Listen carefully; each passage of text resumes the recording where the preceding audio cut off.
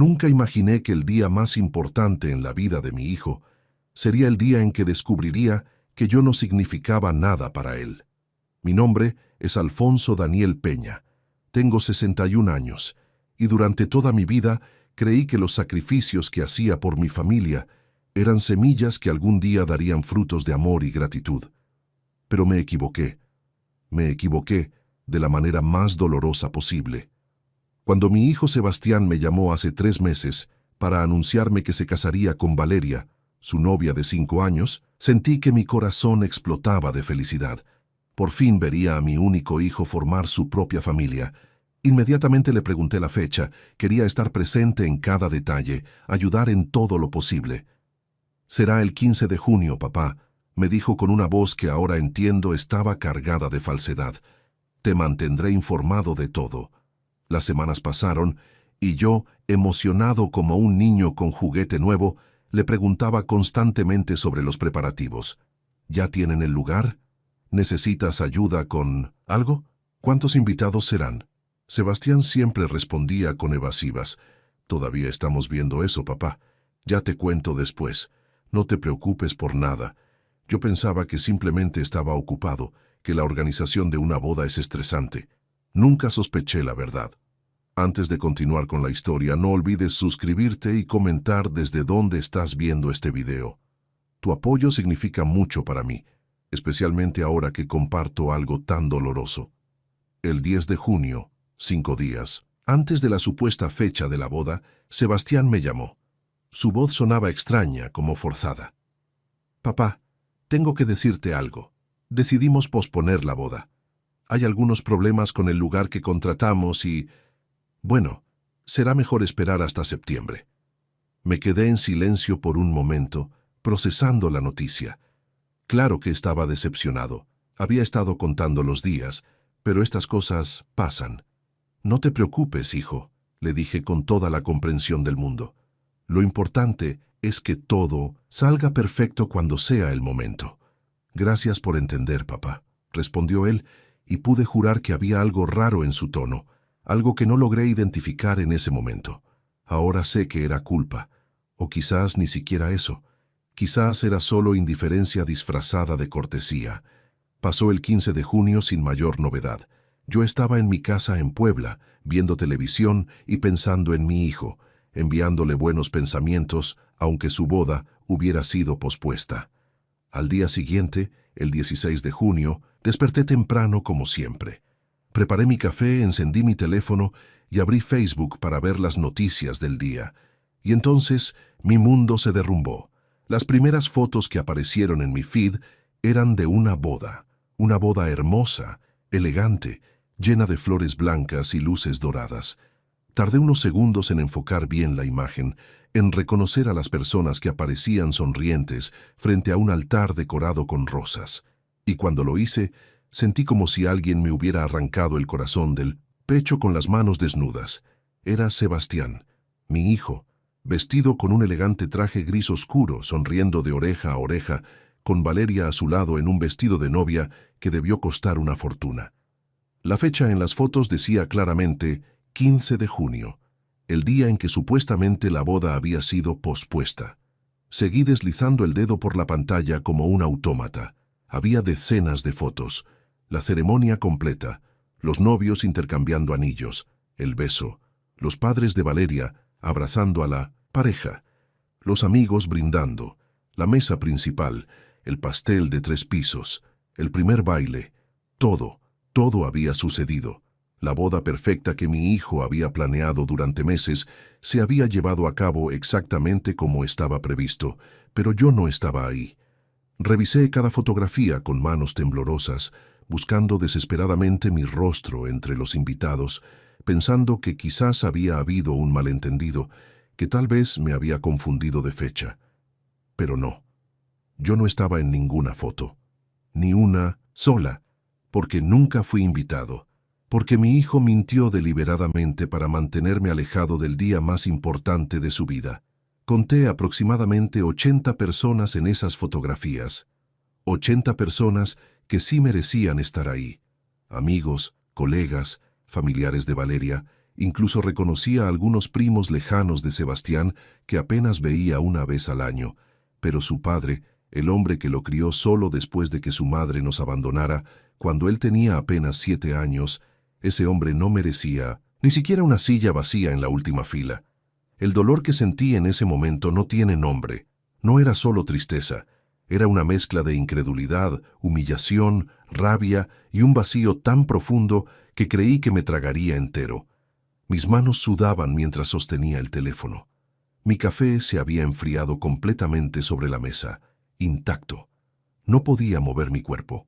Solo podía mirar esas fotos una y otra vez, como si al verlas suficientes veces, de alguna manera cambiarían y yo aparecería en 1900 ellas. Pero no. La realidad era brutal e innegable. Mi hijo me había excluido intencionalmente de su boda.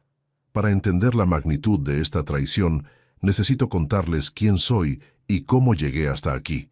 Mi historia no es extraordinaria, pero es mía, y está llena de sacrificios que creí que significaban algo. Nací en Puebla hace 61 años, en una familia humilde pero trabajadora. Mi padre era carpintero y mi madre vendía tamales en el mercado.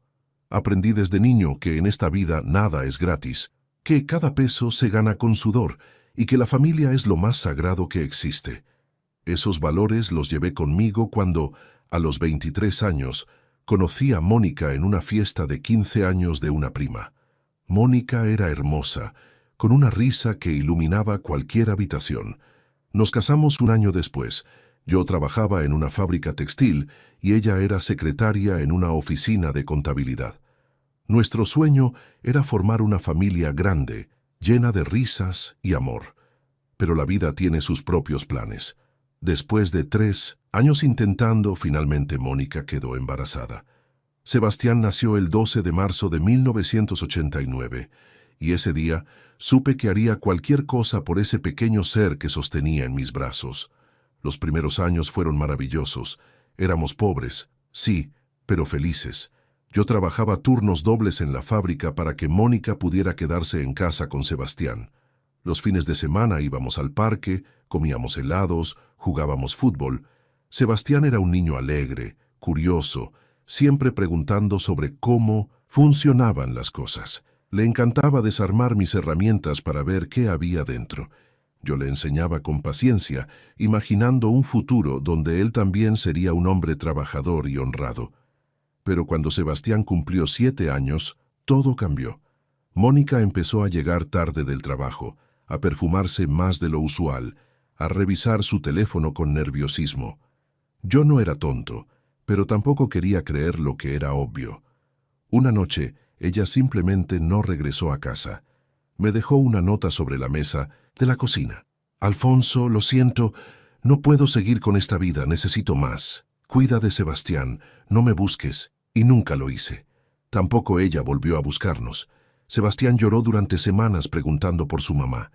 ¿Por qué se fue? ¿Fue mi culpa? ¿Ya no me quiere? Cada pregunta era una puñalada en mi alma. Lo abrazaba y le decía, tu mamá te ama, hijo. Solo tuvo que irse a un lugar lejos. Pero yo estoy aquí. Yo nunca te voy a dejar. Siempre voy a estar aquí para ti. Y cumplí esa promesa. Durante los siguientes 16 años, mi vida entera giró alrededor de Sebastián. Dejé la fábrica textil porque los horarios no me permitían recogerlo de la escuela y comencé a trabajar como plomero independiente. Era un trabajo duro, agotador, a veces humillante. Me llamaban a las 3 de la mañana porque se había roto un tubo. Tenía que meterme en espacios sucios y estrechos, lidiar con clientes groseros que regateaban cada peso. Pero era flexible. Podía organizar mis horarios para estar presente en las juntas escolares, en los partidos de fútbol, en las obras de teatro donde Sebastián participaba. Nunca fui rico. Vivíamos en una casa pequeña de 2 habitaciones que había heredado de mis padres. La pintura se caía de las paredes, había goteras en el techo cuando llovía, y el refrigerador hacía un ruido horrible que no podíamos pagar arreglar. Pero Sebastián nunca se fue a dormir con hambre. Siempre tuvo ropa limpia, aunque fuera de segunda mano. Siempre tuvo útiles, escolares, aunque yo tuviera que trabajar fines de semana extra para pagarlos. Recuerdo especialmente cuando Sebastián tenía 14 años y todos sus compañeros tenían computadoras para hacer sus tareas. Él nunca me pidió una directamente, pero yo veía cómo miraba los catálogos de las tiendas de electrónica, cómo suspiraba cuando hablaba de las cosas que sus amigos podían hacer con sus computadoras. Trabajé 3 meses sin descanso. Tomé cada trabajo que apareció, por sucio o difícil que fuera. Comí frijoles y tortillas durante semanas para ahorrar. Y en su cumpleaños número 15, le regalé una computadora usada que había comprado y reparado yo mismo. No era nueva ni de última generación, pero funcionaba. La cara de Sebastián ese día jamás la olvidaré. Me abrazó con lágrimas en los ojos y me dijo: «Eres el mejor papá del mundo. Te amo». En ese momento, todo el cansancio, todo el dolor de espalda, todas las noches sin dormir, valieron la pena. Cuando llegó el momento de la universidad, Sebastián quería estudiar administración de empresas. La colegiatura era astronómica para alguien como yo. Pedí préstamos, hipotequé la casa, tomé trabajos de plomería de emergencia que pagaban más, pero que destrozaban mi cuerpo. A los 45 años, mis rodillas ya estaban destruidas de tanto arrodillarme en pisos fríos. Mi espalda crujía cada mañana al levantarme. Mis manos estaban permanentemente manchadas y agrietadas por los químicos y el agua. Pero Sebastián terminó su universidad. Se graduó con honores, y yo estaba ahí en primera fila con mi único traje, el mismo con el que me había casado 20 años antes, aplaudiendo con lágrimas en los ojos mientras mi hijo recibía su diploma. Ese día, él subió al estrado, me buscó entre la multitud y me dedicó su logro. Nada de esto hubiera sido posible sin mi padre, Alfonso Daniel Peña, el hombre más trabajador y dedicado que conozco. ¿Cómo podría yo saber que 10 años después, ese mismo hijo me excluiría del día más importante de su vida como si yo fuera un extraño?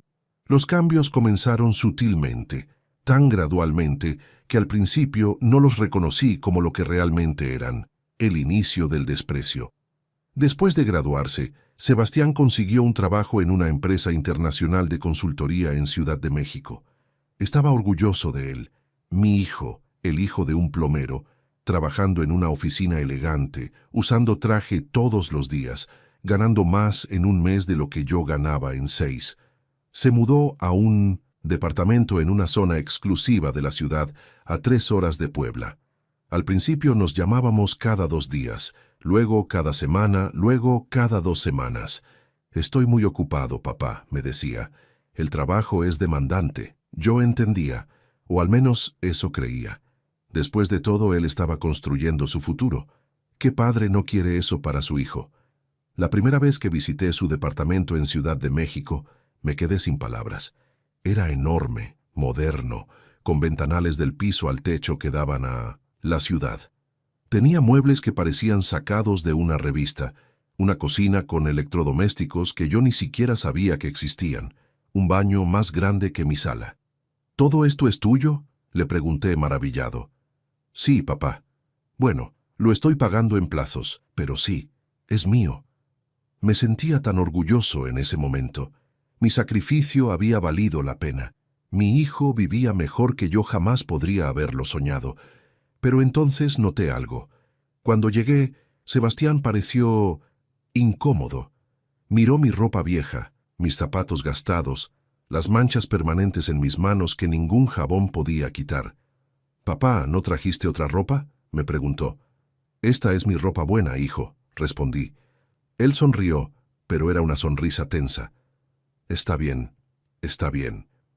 Esa noche, Sebastián tenía planeado que cenáramos con algunos de sus colegas en un restaurante elegante. Yo estaba emocionado de conocer a las personas con las que trabajaba mi hijo. Pero cuando estábamos a punto de salir, Sebastián me miró de arriba a abajo y dijo: «¿Sabes qué, papá? Creo que estás muy cansado del viaje. ¿Por qué no te quedas aquí descansando? Te traeré algo de comida». No era una pregunta, era una declaración disfrazada de preocupación. Me quedé solo en ese departamento enorme, viendo televisión en un sofá que probablemente costaba más que todos mis muebles juntos. sintiendo por primera vez algo extraño en el pecho, algo que no quería nombrar, pero que se sentía como vergüenza. ¿Mi hijo se avergonzaba de mí? No, me dije a mí mismo, estás siendo paranoico. Sebastián te quiere, solo está cansado. Pero los incidentes comenzaron a acumularse. Cuando Sebastián conoció a Valeria hace 5 años, tardó casi 8 meses en presentármela. Es que está muy ocupada con su trabajo, papá, me explicaba cada vez que yo preguntaba. Valeria venía de una familia acomodada. Su padre era dueño de una cadena de restaurantes. Su madre era abogada. Vivían en una casa que parecía hotel de lujo. Cuando finalmente la conocí, fue en una comida rápida en un café de Puebla. Valeria era educada pero distante. Me hizo preguntas básicas sobre mi trabajo, sonrió en los momentos apropiados, pero yo podía ver en sus ojos que estaba evaluándome, juzgándome y encontrándome insuficiente. Cuando me despedí y me fui, estoy seguro de que Sebastián tuvo que darle explicaciones sobre por qué su padre era un simple plomero y no un profesionista exitoso como su propio padre. Los cumpleaños se volvieron llamadas telefónicas en lugar de visitas. Te mandaré dinero para que te compres algo lindo, papá, me decía Sebastián. Pero yo no quería dinero. Quería ver a mi hijo, quería abrazarlo, quería que viniera a casa, que comiera mis chilaquiles como cuando era niño, que me contara sobre su vida. Pero cada vez tenía menos tiempo para mí. Las Navidades eran especialmente dolorosas. Sebastián comenzó a pasarlas con la familia de Valeria. Es que sus padres organizan una cena muy grande, papá, y sería grosero no asistir, me explicaba. Pero no puedes venir aunque sea un día, le preguntaba yo. Es que el 24 es con ellos, el 25 tenemos compromisos, el 26 nos vamos de viaje. Lo siento, papá, pero te llamo, ¿ok? Y me llamaba. 5 minutos, 10 si tenía suerte. Mientras yo estaba solo en mi casa, comiendo la cena que había preparado para 2, esperando una visita que nunca llegaba. Hace 2 años, tuve un accidente de trabajo. Me caí de una escalera mientras reparaba una tubería en un segundo piso y me rompí el brazo izquierdo. Pasé 3 días en el hospital. Le avisé a Sebastián inmediatamente.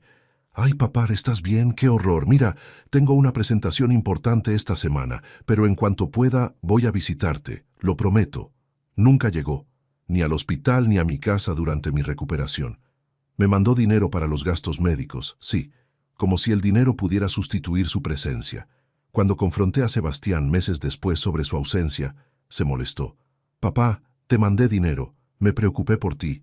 ¿Qué más querías? Estoy construyendo mi carrera, tengo responsabilidades. No puedo dejar todo cada vez que algo pasa». Me hizo sentir como si yo fuera un viejo necio, exigente, incapaz de entender las presiones del mundo moderno. Dejé de quejarme, dejé de pedir visitas, dejé de expresar mi soledad, porque cada vez que lo hacía, Sebastián me hacía sentir culpable, como si yo fuera una carga, un obstáculo para su éxito. Entonces llegó la noticia del compromiso. Sebastián me llamó, emocionado, para decirme que le había propuesto matrimonio a Valeria y que ella había aceptado. «Voy a casarme, papá. ¿No es increíble?» Sí, lo era. Y por un momento pensé que las cosas mejorarían, que una boda nos acercaría de nuevo, que yo tendría un papel importante en este momento trascendental de su vida. Qué ingenuo fui. Después de ver las fotos de la boda en Facebook, me quedé paralizado durante horas. Literalmente, no me moví del sofá. El teléfono seguía en mi mano, la pantalla iluminando mi rostro mientras las lágrimas caían sin control. No lloraba así desde el día en que Mónica nos abandonó, pero esto era diferente, esto era peor, porque Mónica era mi esposa, pero Sebastián era mi hijo, la sangre de mi sangre, la razón por la que había sacrificado todo. Alrededor de las 4 de la tarde, cuando finalmente reuní el valor suficiente, marqué su número. Mis dedos temblaban tanto que tuve que intentarlo 3 veces antes de lograrlo. El teléfono sonó 1, 2, 3 veces. Pensé que no contestaría, que su silencio sería la confirmación final de mi irrelevancia en su vida. Pero entonces su voz. «Hola, papá, ¿qué pasa?» Sonaba normal, casual, como si no acabara de cometer la traición más brutal que un hijo puede infligir a su padre. Tomé aire, intentando controlar mi voz. Sebastián, vi las fotos. Silencio. Un silencio tan largo y denso que pude escuchar mi propio corazón rompiéndose en 1000 pedazos. Ah, dijo finalmente, solo eso. Ah, ¿eso es todo lo que tienes que decir? Mi voz se quebró. Ah, papá, mira, iba a llamarte hoy para explicarte. ¿Explicarme qué, Sebastián? ¿Explicarme por qué me mentiste? ¿Explicarme por qué me dijiste que la boda fue pospuesta cuando en realidad se llevó a cabo exactamente como estaba planeado? ¿Explicarme por qué no estuve en el día más importante de tu vida? No es tan simple, papá. Entonces, hazlo simple. Explícamelo de una manera que pueda entender. Otro suspiro. Luego, las palabras que confirmarían mi peor pesadilla. Valeria y yo decidimos tener una boda íntima, solo con las personas más cercanas, más especiales. No quisimos hacer algo grande y complicado. Fue una decisión mutua. Las personas más cercanas, más especiales. Las palabras danzaban en mi cabeza como cuchillos. Había visto 80 personas en esas fotos, 80 personas que eran más cercanas y especiales que yo. Vi las fotos, Sebastián. No fue una boda íntima. Había decenas de personas, familiares, amigos. Sí, bueno, la familia de Valeria es grande. Sus padres insistieron en invitar a ciertas personas. Ya sabes cómo son esas cosas. No sé cómo son esas cosas. ¿Sabes por qué? Porque nunca he estado en una boda donde el padre del novio no está invitado. Papá, por favor, no lo hagas más difícil de lo que ya es. ¿Difícil para quién, Sebastián? ¿Para ti? Porque para mí ya no puede ser más difícil. Tu madre nos abandonó cuando tenías 7 años. Yo renuncié a todo para criarte. Trabajé hasta destruir mi cuerpo para que tuvieras lo que necesitabas. Nunca te faltó nada. Y ahora resulta que ni siquiera merezco estar en tu boda. No se trata de merecer, papá. Se trata de... Mira, Valeria y su familia, ellos tienen ciertas expectativas, cierto estándar, y yo... Se detuvo, pero no necesitaba terminar la frase. Yo entendí perfectamente lo que estaba diciendo. Yo no cumplía con esos estándares. Yo, con mi ropa vieja y mis manos manchadas de plomero, sería una vergüenza, una mancha en su perfecto evento social. Tú te avergüenzas de mí, dije en voz baja. No, papá, no es eso. Sí lo es. Dime la verdad por una vez. ¿Les dijiste a los padres de Valeria que tu padre es plomero? ¿O inventaste algo más impresionante? Silencio. Un silencio que valía más que 1000 palabras. Sebastián, respóndeme. Les dije que eres contratista, admitió finalmente con voz débil, y que vives en el extranjero, que estabas en Estados Unidos y que no podías venir a la boda por problemas de visa. Sentí que el suelo desaparecía bajo mis pies. No solo me había excluido de su boda, me había borrado. Había creado una versión ficticia de mí que fuera aceptable para su nueva familia, una versión que no existía. ¿Cuándo dejé de ser tu padre y me convertí en tu vergüenza?, pregunté, y esta vez no pude contener el llanto. Papá, no llores, por favor. Esto no es personal. Es solo que las cosas son diferentes ahora. Yo tengo una posición que mantener, una imagen profesional. Los padres de Valeria se mueven en ciertos círculos ¿Y tu padre, el plomero, no encaja en esos círculos? No lo entenderías. Tienes razón, no lo entiendo. No entiendo cómo el niño que lloró en mis brazos cuando su madre lo abandonó, el niño al que abracé cada noche durante años hasta que se durmiera, el joven al que le compré su primera computadora con el dinero de 3 meses de trabajo, ese joven que me dedicó su graduación universitaria, no entiendo cómo ese mismo hijo puede mirarme ahora como si yo fuera algo sucio que hay que esconder. Basta, papá, estás siendo dramático. ¿Dramático? Me mentiste. Me dijiste que tu boda fue pospuesta para que yo no hiciera preguntas, y luego te casaste en secreto, rodeado de todos menos de mí. ¿Y yo soy el dramático? Mira, papá, tengo que irme. Valeria y yo estamos por salir a nuestra luna de miel. Hablamos cuando regrese, ¿ok? Y tranquilo, te voy a mandar fotos bonitas. No quiero tus fotos. Quería estar ahí. Lo siento, papá. De verdad lo siento. Pero ya está hecho. No podemos cambiar el pasado. Tenemos que seguir adelante. Seguir adelante. Como si nada. Sebastián, esto no es algo que se olvida así nada más. Me hiciste un daño que no tiene nombre. Estás exagerando. Con el tiempo lo entenderás. Te tengo que dejar. Hablamos pronto. Cuídate. Y colgó. Se fue a su luna de miel con su flamante esposa, a disfrutar de la vida perfecta que había construido, mientras yo me quedaba solo en mi casa pequeña y deteriorada, sosteniendo un teléfono muerto y sintiendo que mi alma había sido arrancada de raíz. Esa noche no dormí. Me quedé sentado en la oscuridad, reproduciendo cada momento de la vida de Sebastián en mi mente, cada sacrificio que había hecho, cada noche que me había ido a dormir con hambre para que él comiera bien, cada vez que mi espalda gritaba de dolor, pero yo seguía trabajando porque había que pagar su universidad, cada sueño que había abandonado para que él pudiera cumplir los suyos, y todo para llegar a esto, para ser excluido, avergonzado, borrado. Pero mientras estaba ahí sentado en la oscuridad, algo comenzó a cambiar dentro de mí. El dolor empezó a transformarse, la tristeza se endureció, y por primera vez en mi vida sentí hacia mi hijo algo que jamás pensé que sentiría. Furia, una furia fría, calculada, que me hizo darme cuenta de algo importante. Sebastián me había subestimado. Pensaba que yo era un viejo tonto que aceptaría cualquier migaja de afecto que él decidiera lanzarme. Pensaba que podía tratarme como basura, y yo seguiría ahí esperando con los brazos abiertos. Estaba equivocado, y muy pronto lo descubriría. Los días después de esa llamada telefónica fueron los más extraños de mi vida. Por fuera, todo parecía normal. Me levantaba, desayunaba, iba a mis trabajos de plomería, regresaba a casa. Pero por dentro, algo fundamental había cambiado.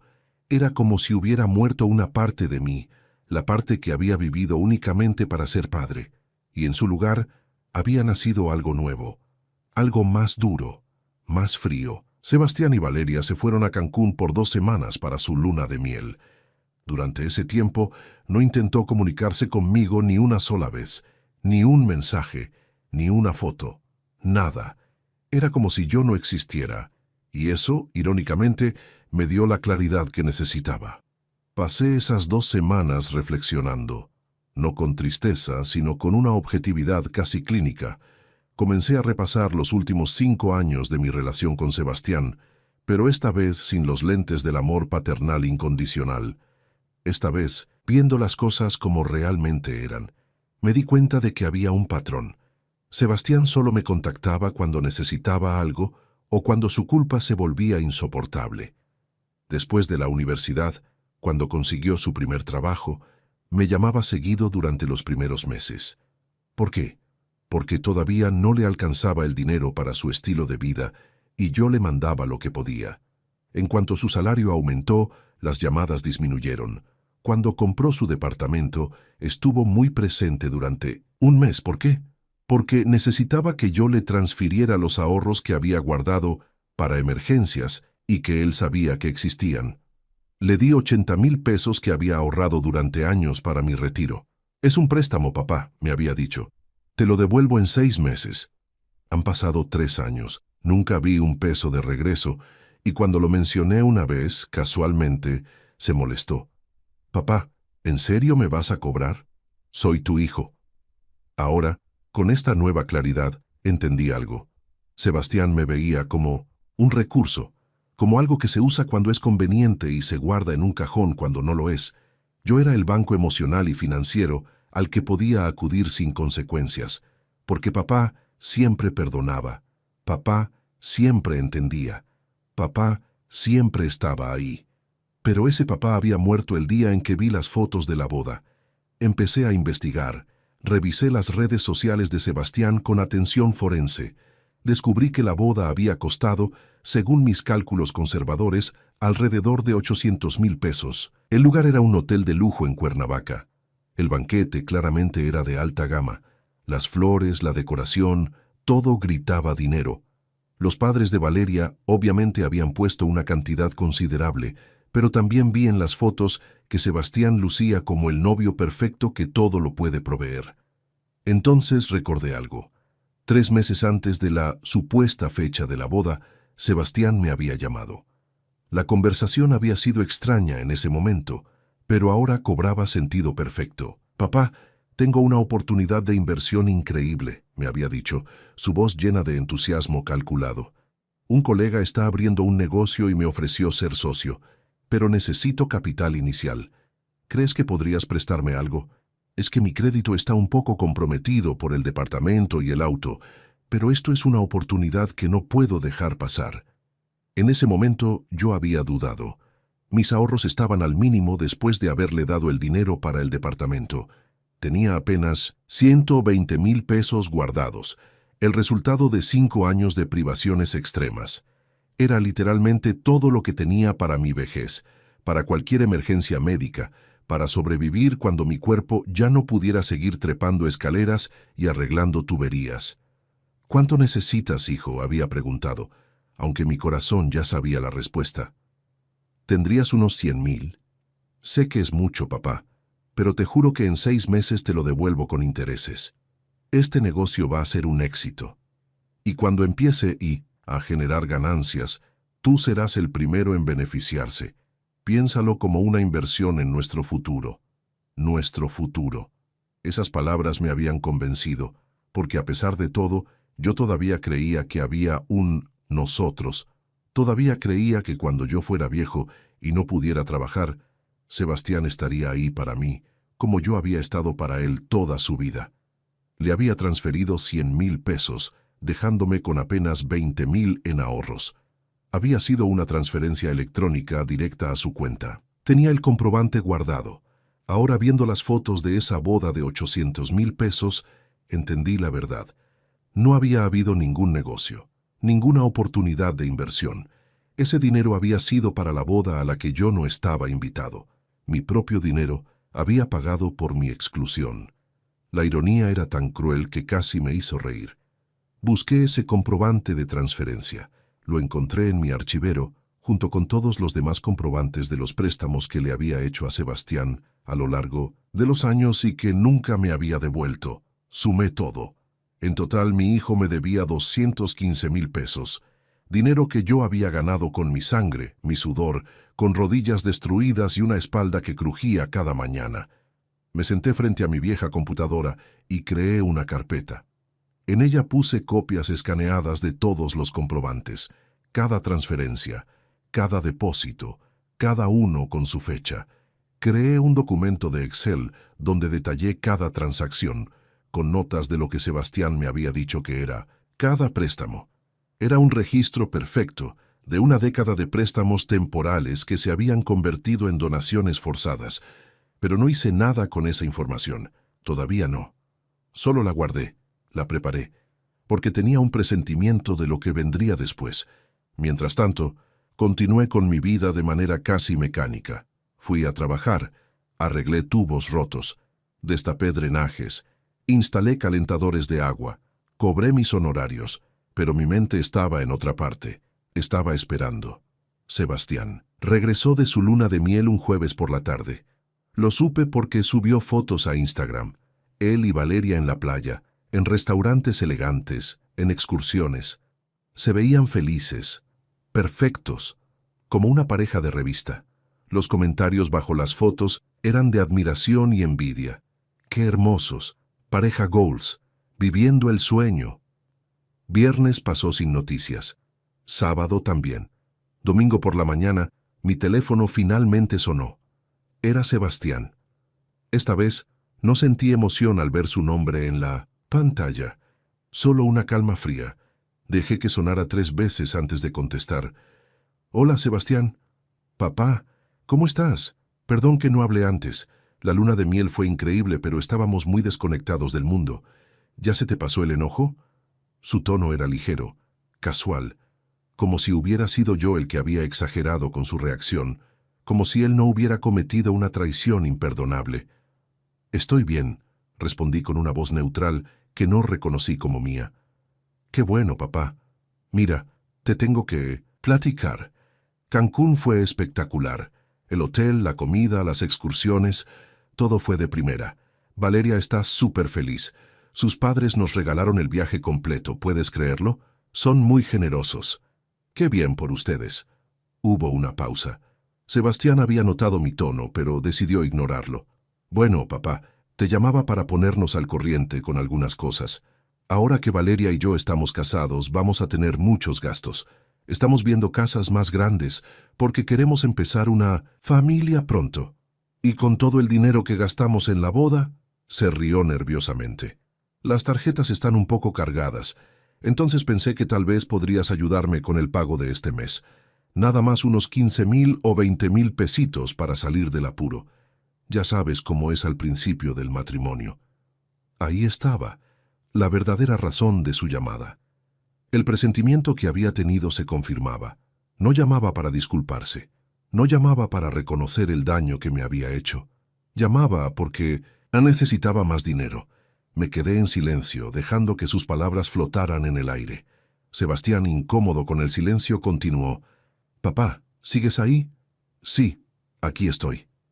«Entonces, ¿crees que puedas ayudarme?» «Es que el corte de la tarjeta es el martes, y si no pago me van a cobrar intereses altísimos». «Sebastián», dije lentamente, saboreando cada palabra, ¿te acuerdas de esos 100,000 pesos que te presté hace 3 meses? Los del supuesto negocio. Pausa. Sí, ¿por qué? ¿Ya hiciste la transferencia de regreso a mi cuenta? Otra pausa, más larga.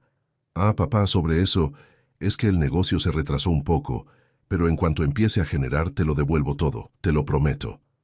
Ya veo.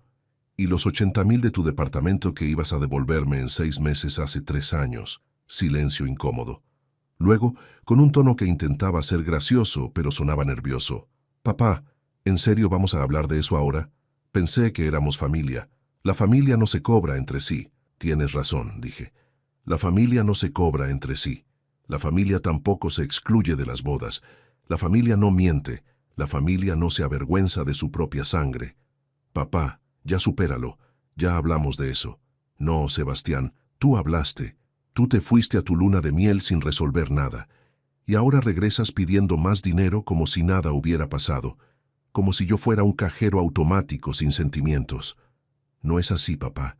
Yo te quiero. Es solo que tengo gastos. Tú entiendes. Entiendo perfectamente. Entiendo que me usaste. Entiendo que te di 100,000 pesos para financiar la boda a la que no me invitaste. Entiendo que te avergüenzas de mí. Y entiendo que solo me llamas cuando necesitas dinero. Estás exagerando. Estás siendo injusto. ¿Injusto? Sebastián, te di todo. Literalmente todo. Sacrifiqué mi salud, mis ahorros, mi vida entera por ti. Y tú me pagaste mintiendo, excluyéndome, borrándome de tu vida, excepto cuando te sirvo para algo. Su voz cambió, volviéndose más dura. ¿Sabes qué, papá? Estoy cansado de esto. Estoy cansado de que me eches en cara todo lo que hiciste por mí. Tú eras mi padre. Era tu obligación mantenerme y educarme. No me hiciste ningún favor, así que deja de actuar como si te debiera mi vida entera. Esas palabras fueron como balas. Cada una impactó con precisión quirúrgica en lo que quedaba de mi corazón paternal, pero al mismo tiempo fueron liberadoras, porque confirmaron lo que ya sabía. Mi hijo no era quien yo creía que era. Quizás nunca lo había sido. Tienes razón, dije con una calma que me sorprendió a mí mismo. Era mi obligación, pero prestarle a mi hijo adulto 215,000 pesos que nunca devolvió no era mi obligación. Eso fue mi amor. Un amor que claramente no fue correspondido. ¿215,000? ¿De qué hablas? Tengo todos los comprobantes, Sebastián. Cada peso que me pediste prestado en los últimos 10 años. Todo documentado. Hubo un silencio largo. Luego, ¿me estás amenazando? No, hijo. Solo estoy poniendo las cosas claras. Ya no soy tu cajero automático. Ya no soy el papá tonto que da y da sin recibir nada a cambio. Esa persona murió el día de tu boda. No puedo creer que estés siendo así. Te estoy pidiendo ayuda, y tú... La respuesta es no. No te voy a dar dinero. No ahora ni nunca más. ¿Entonces qué? ¿Me vas a demandar por los préstamos? ¿Es eso? No lo sé todavía. Pero lo que sí sé es que necesito tiempo para pensar en todo esto, en nuestra relación, en si realmente vale la pena mantenerla. Eres increíble, papá, de verdad. Estás dispuesto a destruir nuestra relación por dinero. No, Sebastián, tú ya la destruiste cuando me excluiste de tu boda y luego tuviste la audacia de llamarme pidiendo más dinero. Yo solo estoy reconociendo el cadáver. Y colgué. Mis manos temblaban, pero no de miedo o tristeza. Era adrenalina pura. Por primera vez en mi vida le había dicho que no a mi hijo. Por primera vez había puesto un límite, y aunque dolía, también se sentía bien. Pasaron 3 días de silencio absoluto. 3 días en los que yo seguí trabajando, viviendo, pero siempre con esa carpeta de documentos cerca, como un soldado con su arma lista. El miércoles por la noche, mi teléfono explotó. No era Sebastián, era Valeria. Alfonso, necesito hablar contigo sobre Sebastián. Su voz era cortante, sin cortesía. Estás causando muchos problemas. Sebastián está desesperado por tu actitud. Le dijiste que no le ayudarías con el dinero y ahora está buscándolo por todos lados. Valeria, mis finanzas con mi hijo no son... Claro que son mi asunto. Soy su esposa. ¿Por qué estás siendo tan difícil? Sebastián siempre ha dicho que eras generoso. La audacia de esta mujer me dejó sin palabras. Ella, que estuvo en esa boda de 800,000 pesos donde yo no fui invitado, ahora me reclamaba por no dar más dinero. ¿Sebastián te contó por qué estoy molesto? Pregunté con calma glacial. Dijo que te enojaste porque la boda fue íntima y no pudiste ir, pero eso es egoísta de tu parte, Alfonso. Fue nuestra decisión. ¿Íntima? Había 80 personas en las fotos. Bueno, íntima para nuestros estándares. Sebastián dijo que tú estarías más cómodo no asistiendo porque a veces te sientes incómodo en eventos grandes. Eso fue la gota final. No solo me excluyeron, ahora reescribían la historia, pintándome como un ermitaño que eligió no ir. Valeria, escucha bien porque lo diré una vez. Sebastián te mintió.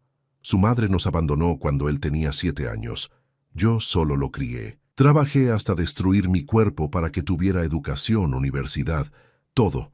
Le presté 215,000 pesos que nunca devolvió. Y me mintió sobre su boda porque se avergonzaba de que su padre fuera plomero y no encajara con tu familia de clase alta. Silencio. Luego, con voz más baja, me dijo que eras contratista. Soy plomero, con rodillas destruidas y espalda arruinada, y orgulloso de mi trabajo, pero no lo suficientemente prestigioso para ustedes. Yo no sabía. Claro que no.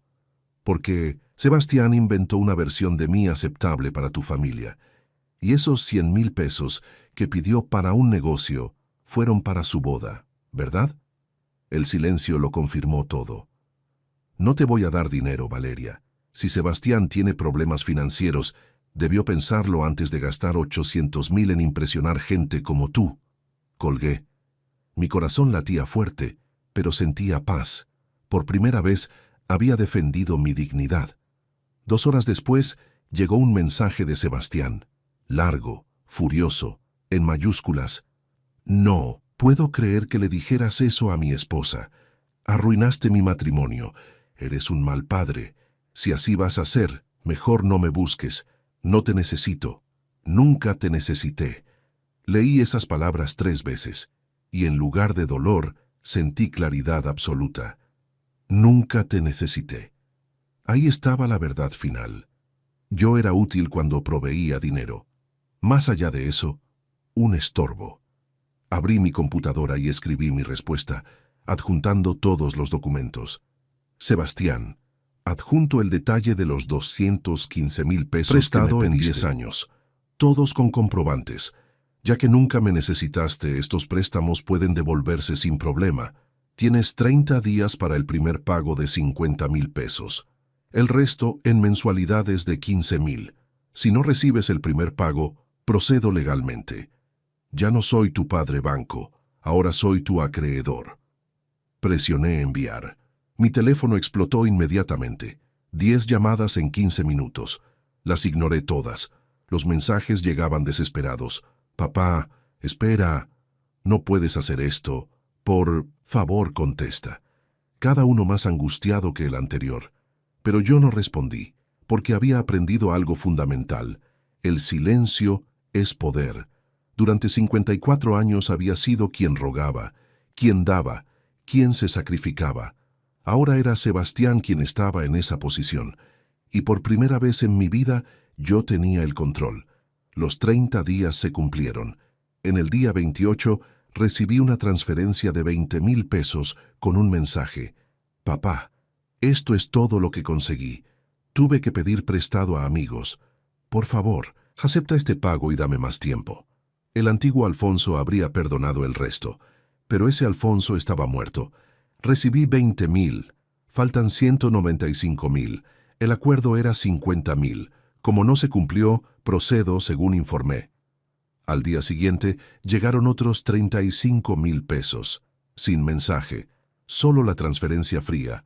Sebastián había conseguido más dinero, probablemente humillándose, rogando préstamos. Bien, que sintiera lo que yo sentí durante años. Durante 4 meses recibí pagos irregulares, a veces 15,000, a veces menos, sin palabras, solo números. Éramos ahora 2 extraños con una deuda pendiente. 6 meses después de la boda, mi teléfono sonó. Era Sebastián. Esta vez contesté. Papá, gracias por contestar. Te acabo de transferir 40,000 pesos. Es todo lo que falta. La deuda está pagada. Confirmé la transferencia. 215,000 pesos recuperados. Quedábamos a mano. Estos 6 meses fueron los más difíciles de mi vida, dijo con voz quebrada. Tuve que vender mi auto, mudarnos a un departamento más pequeño. Valeria y yo peleamos constantemente. Sus padres están decepcionados de mí. Lamento oír eso. ¿En serio? Porque todo es tu culpa. Ahí estaba. Incapaz de aceptar responsabilidad incluso ahora. Mi culpa. Yo no te obligué a mentirme, a excluirme, a pedirme dinero bajo falsas promesas. Esas fueron tus decisiones. Siempre echándome en cara tus sacrificios. No, Sebastián, ya entendí que nunca los valoraste. Para ti eran obligaciones, no amor. Y cuando no fui lo suficientemente prestigioso para tu nueva vida, me descartaste. Colgué sintiendo un peso enorme levantarse. Había dicho mi verdad. Por primera vez en décadas tenía control de mi vida. 3 meses después, un domingo, tocaron mi puerta. Era Sebastián, solo. Traía pan dulce y café. Pensé que podríamos desayunar juntos, como cuando era niño, ¿te acuerdas? Lo dejé pasar. Nos sentamos en la mesa donde habíamos desayunado cientos de domingos. He estado en terapia, comenzó. Valeria dijo que necesitaba ayuda. El psicólogo me hizo darme cuenta de que toda mi vida corrí de la pobreza, de la vergüenza de mamá abandonándonos, de sentirme insuficiente. Y en esa carrera atropellé a la única persona que siempre estuvo ahí, tú.